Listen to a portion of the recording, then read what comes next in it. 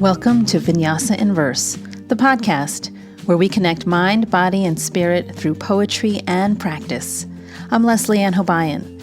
Together, we'll explore different ways of connecting with our innermost selves and how to tap into the flow of the universe. Because once that happens, anything is possible. Your best life starts now.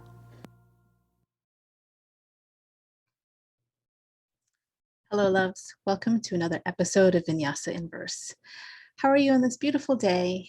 Wherever you are, I hope you can find some beauty.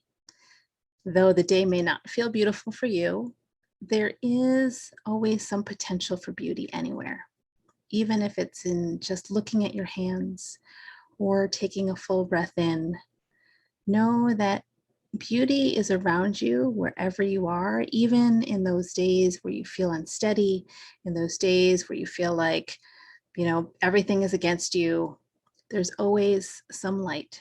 So take time to find that moment, to hold on to it and let it steer you through the storm. Or if you're having a great day, awesome. Just take in all the light and carry it with you wherever you go. Okay, so for today's episode, I have gotten my book, The Gift by Hafez, and I have ruffled all the pages. And here's the poem that came forward. This is called Everywhere. Running through the streets, screaming, throwing rocks through windows, using my own head to ring great bells, pulling out my hair, tearing off my clothes, tying everything I own to a stick and setting it on fire. What else can Hafez do tonight to celebrate the madness, the joy of seeing God everywhere?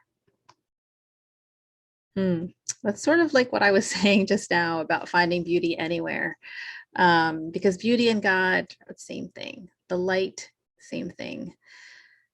The essence, the high vibration, that's everywhere. And it's just a matter of us being mindful of that and stopping in the midst of whatever uprising is happening, whatever chaos might be happening around you. It's up to us to get that awareness, to be like, oh, okay, this is a storm that I'm in. I don't have to be rocked with it. I don't have to get moved by it necessarily. I can just stay here and be grounded, to be rooted into earth, and to look for those things that remind me of the divine essence that I am, for the things that call me back to myself, so that I know and can stand in self-trust that I will weather this storm, that I will see or be better on the other side of whatever challenge might be happening today. Or, whatever challenge might be happening tomorrow, or whatever challenge has happened and you're still emerging from it. No matter what it is, you are capable. I am capable. We're all capable of holding ourselves, of staying firmly rooted and grounded, and allowing for that experience to happen, and allowing for that experience to grow us, to evolve us. Yeah. So I really think that the timing of this, as always, is impeccable. So let me just read it again, and then we'll move on to the topic for today. This is called Everywhere. Running through the streets, screaming, throwing rocks through windows, using my own head to ring great bells, pulling out my hair, tearing off my clothes, tying everything I own to a stick and setting it on fire. What else can Hafez do tonight to celebrate the madness, the joy of seeing God everywhere? Now, I don't recommend setting everything you own on fire.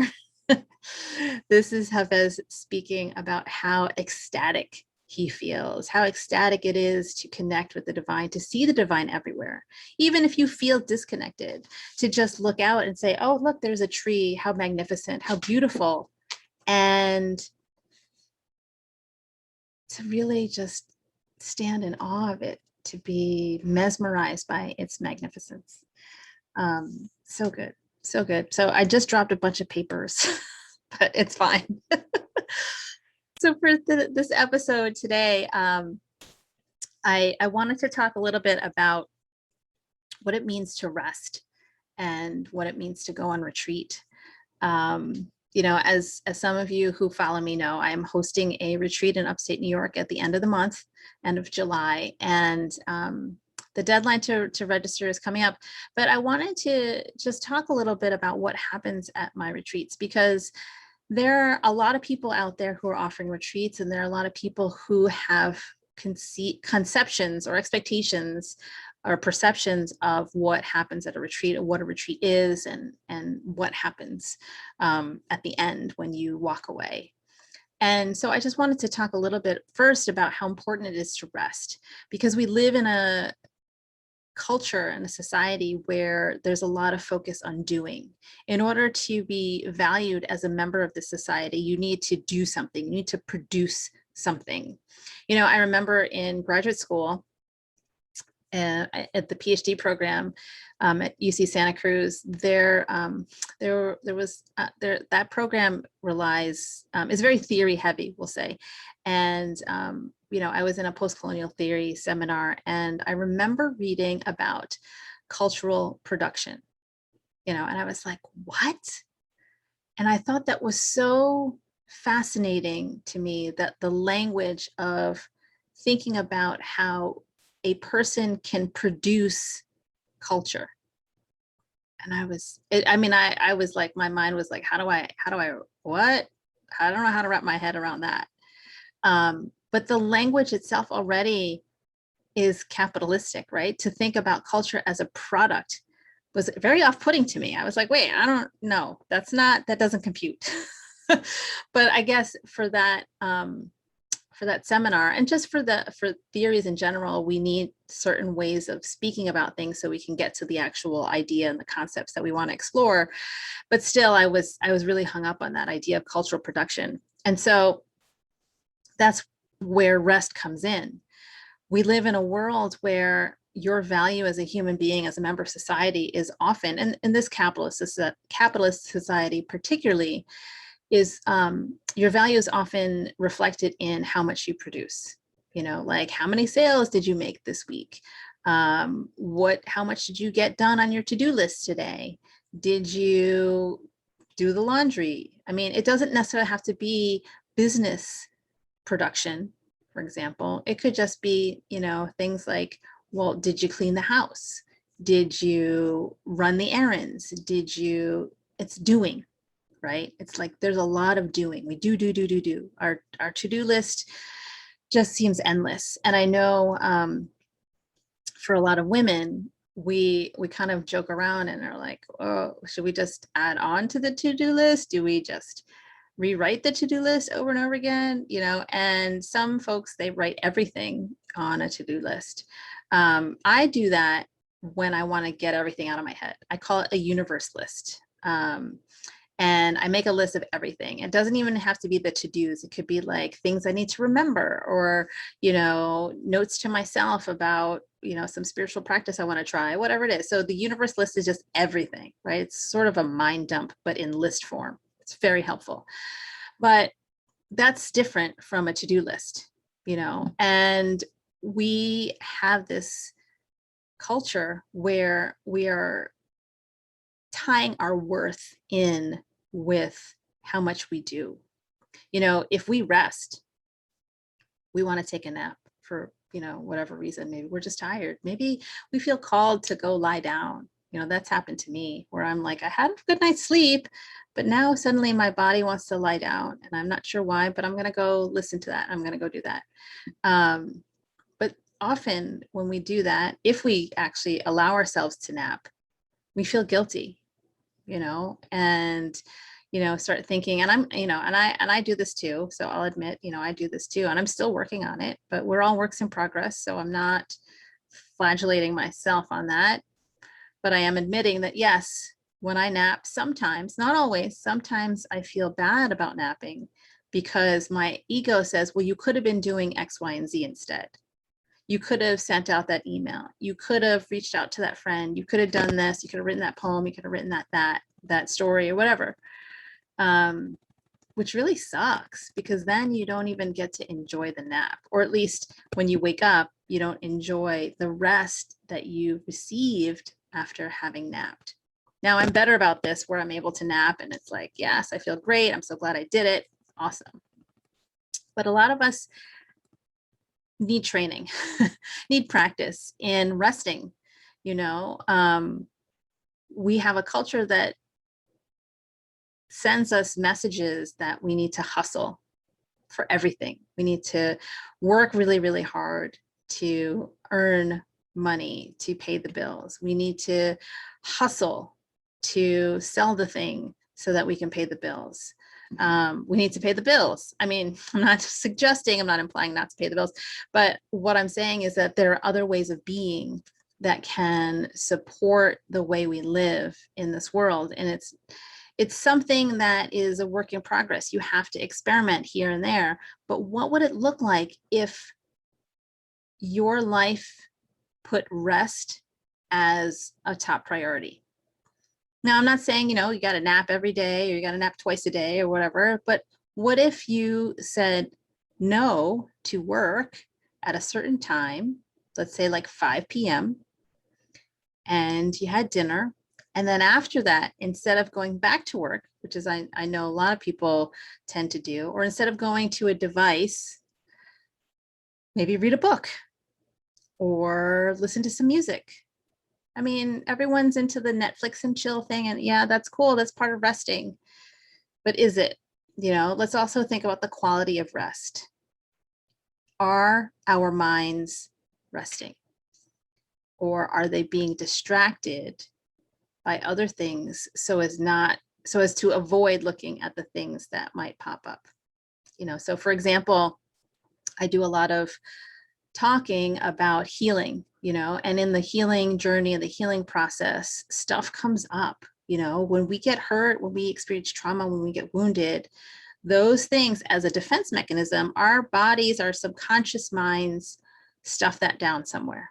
Usually it's the hips, but somewhere where we consciously don't necessarily know where they are. But then when we intentionally use our conscious mind to work towards healing, then that stuff that we stored away that we thought was gone forever, that we if we tamp it down, it won't come back up. Maybe we'll never have to see it again. Not the case. When we start to do the healing work, that stuff starts to loosen. That stuff starts to open up, and then it wants to be released. And in order for that to be released, it actually needs to come through the body and out of the body. It can't just dissolve and then snap, it's done, it's over. It's not like you take a nap and then poof, you're all healed. If that were that easy, oh man, this world would be such a better place. So to think about how we rest, right? And how that rest, that quality can help us be still, can help us clear our minds, can allow for our intuition, for our inner wisdom to come through and say, hey, you know what? Here's the next thing. Here's where we want to be guided. Our ancestors may try to speak to us while we're resting, our spirit guides, our whole team, our whole spiritual team is probably talking to us right now, and we don't hear it because we're so steeped in doing. So when you rest, you allow for divine guidance to come through. And with divine guidance, your path becomes more in flow. It becomes less static, less sticky. Now, it's not to say that it's not hard. There are hard parts. I mean, hard parts are part of the growing process. When you experience some kind of challenge, that's an invitation to grow. And that's awesome if it's divinely guided. But if you're trying to force something and it feels really painful and suffering, that's different from hard, then you're not necessarily following the guidance, which is okay. That's your choice, right? Free will is what we got. But to think about how much more easily we can move through life when we can hear our inner guidance, and that requires rest. And so that's what happens at retreats. Some people, they go to retreats, they go to yoga retreats, and they're like, okay, what are we doing? Yoga, twice a day? What? That's what? Really? And then a hike in between? That what are we retreating from? I mean, I guess we're retreating from our daily lives, and then we're just going to get steeped in yoga and lots of doing. That's what it sounds like to me. But my retreat is more about being. It's about coming away from your everyday life to be with nature, because the retreat place is in the mountains of upstate New York. It's beautiful there. So much lush green all around. So to retreat from your daily life, from the crazy to do, the do stuff, to come away from that, to come to this place in the mountains and to just be, to be who you are. You're invited to move through some gentle yoga in the morning before breakfast, but you don't have to come. What I do is invite folks to come for body movement, because our somatic bodies need to heal as well. Moving our bodies helps us connect more immediately with the present moment, helps us connect with our spiritual temperature, so to speak, like where we're at on that day.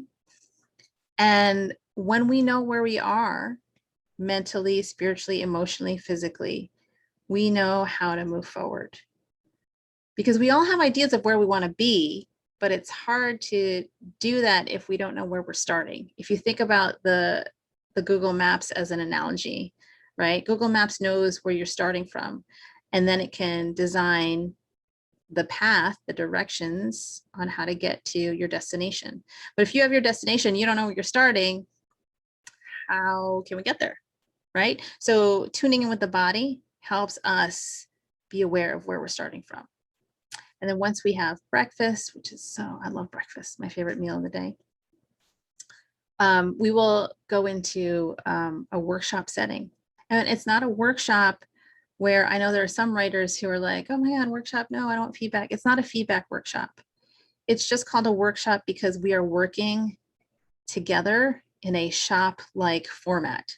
Like pretend we're in a shop, like a store, and we're going to work and we're going to create some words together.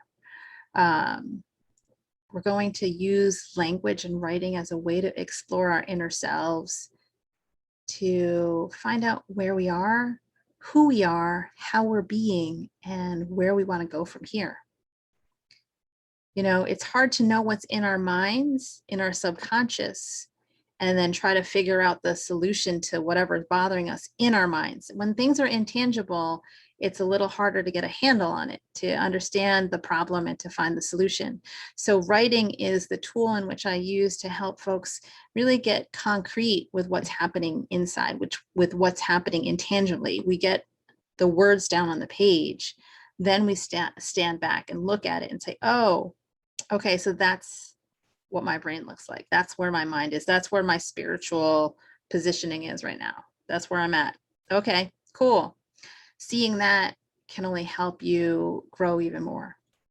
And then in the afternoon, after we have some awesome lunch outside, have a picnic outside, you have the whole afternoon to do what you would like. You could take a nap. You can do a little writing. If you're a writer and you have a writing project, you can work on that. You can go for a beautiful hike. There's a hike near the facility that is amazing. This really beautiful mountain, a hike that I've done before, and it's really great. And then in the evenings, we'll gather together after dinner for a sacred healing circle, where we'll do some rituals to help release some of the things that are holding us back from being who we are, who we authentically have been called to be, and to tune into what areas of our lives need healing. Yeah, I'm so excited for this retreat. And so, after 4 days of this, you will go home feeling lighter, feeling more yourself, feeling like you can finish that writing project if you're a writer, or that you can then become more of who you are meant to be that person rather than doing, to trust yourself more. All these things that we're not taught are things that you will learn and be able to take with you once you come on retreat with me. And that's not like any yoga retreat that I've heard of. So that's just putting that out there. So that's what I'd like to offer for you for this podcast today. So think about retreats in general. Like, what does it mean? What does it mean to rest, to really rest? And what can you do with that space of resting? And I don't mean do, I meant what kinds of things can you notice in who you're being as you are resting? Okay, to close the episode, just as a little side note, a little something different, I'm going to break out my tarot cards. This is the Light Seers Tarot by Chris Ann. And the card I'm going to draw today to send you off into the world is 9 of Wands. I don't know if you can see that, 9 of Wands. And so I will read the little guidebook on this.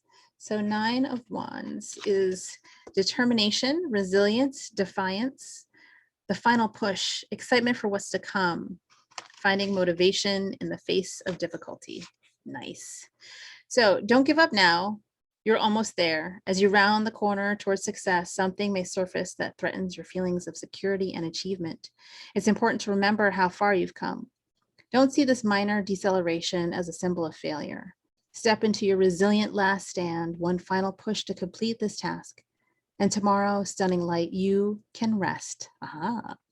In shadow, this card suggests you are making things harder than necessary or being overly defensive.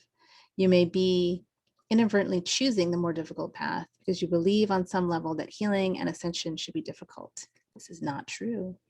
Sometimes we become so enamored with our stories of rising up that our own shadows become romantic notions that we seek to defend.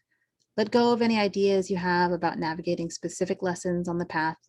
Your time to relax into security and success is on the horizon.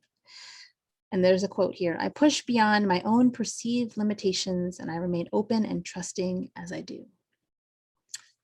And that, my friends, is our episode. So to close, the divine light me bows to the divine light in you. Until next time, namaste.